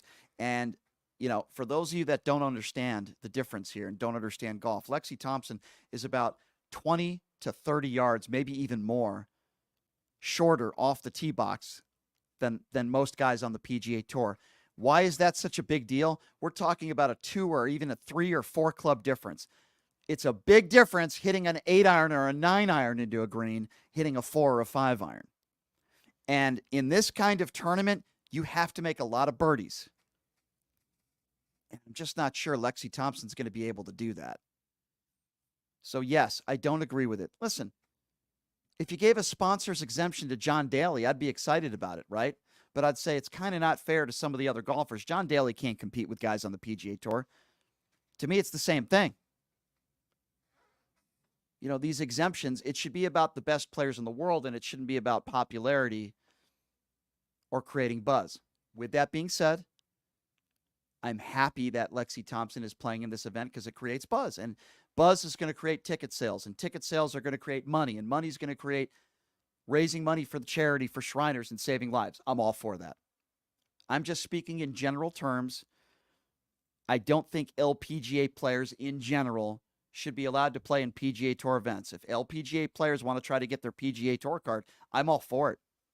God, I'd be rooting for them. That'd be a wonderful story if an LPGA player could get their PGA Tour card. It's never going to happen. It's never going to happen. Because, again, I'm not trying to sound like Mr. Brian Chauvinist. Let me be clear. I played college golf. Lexi Thompson would destroy me, okay, as would any other LPGA player because they're phenomenal golfers, right? And I'm not a professional golfer, and I don't claim to be one. But the reason why is because women as a whole, in general, and I'm talking about professionals, do not hit the golf ball anywhere near as far as the men do. The farther you hit the golf ball, the shorter distance you have to the green. If you have a wedge in your hand compared to a 6-iron or a 5-iron, it makes an enormous difference. With that being said, I'm going to follow Lexi Thompson. I'm going to follow her next week on the golf course, and it's going to be fun. And there's going to be a lot of buzz. And I'm rooting for her, and I hope she makes the cut. I don't think she will, but I hope she does. If there was any golf course where a professional female golfer could make a cut on the PGA Tour, it would be the Shriners, and it would be TPC Summerlin because of the golf course, because it's a very short golf course compared to what the men usually play on, even though it's longer than what Lexi Thompson is used to. It'd be a great story.